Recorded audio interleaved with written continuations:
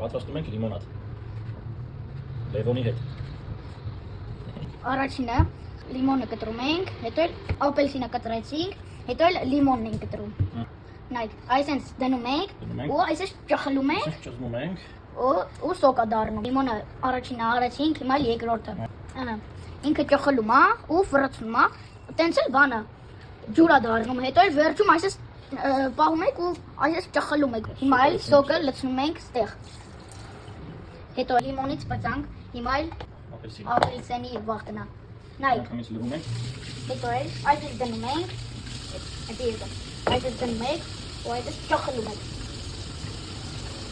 Շատ լավ է, ապելսինը ճզմում, ինչը բան չի մնում։ Ահա։ Հիմա էլ երկրորդը վերցրեցինք, այսպես դնում ենք ու ճխլում ենք ուժեղ ճխլում ենք, որ սոկը հելնի։ Նորից ամբողջը չեսնով է։ Հիմա վերցնում ենք, լցում ենք ստեղ։ Էսեր ստեղ էլի, նորից էլ ստեղ պետք է լցնենք։ Հիմա լցնում ենք մուրաբա։ Ահա։ Սպիտակ գիլասի մուրաբա։ Հիմա լցնում ենք մեղր։ Հիմա լցնում ենք մեղր։ Սարի մեղր է։ Դրա։ Հիմա մեղրը լցնում ենք բաժակի մեջ։ Հիմա պետք է մի քիչ ջուր լցենք վրան ու խառնենք այդպես։ Լես խառնելով։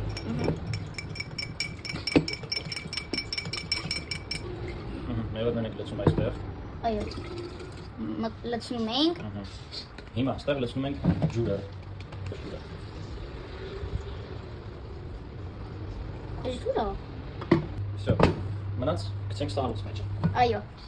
Սառուցում ենք։ Շատ լավ սառույցի համար։ Այո։ Այսինքն հետո էլ բացում ենք։ Սառույցները հելնի ու լցնենք ստեղ։ Շատ հարմար բան է, տակից փոփոխ է։ Սա մենք տակից սառույցի բան, մագրե։ Լավ, հենց մի վերևից ներքևից էս բանը։ Այս։